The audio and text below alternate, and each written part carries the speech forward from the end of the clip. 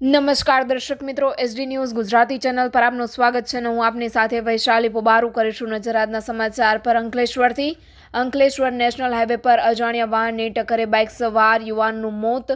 Ankleshwar highway ઉપર Desai petrol pump પાસે અજાણ્યા વાહન ચાલકે બાઇક સવારને ટક્કર મારતા તેનું ગંભીર ઇજાઓને પગલે કરુણ મોત નીપજ્યું હતું. અંકલેશ્વર હાઈવે પર દેસાઈ પેટ્રોલ પંપ પાસે આ અકસ્માત બનાવ બન્યો છે.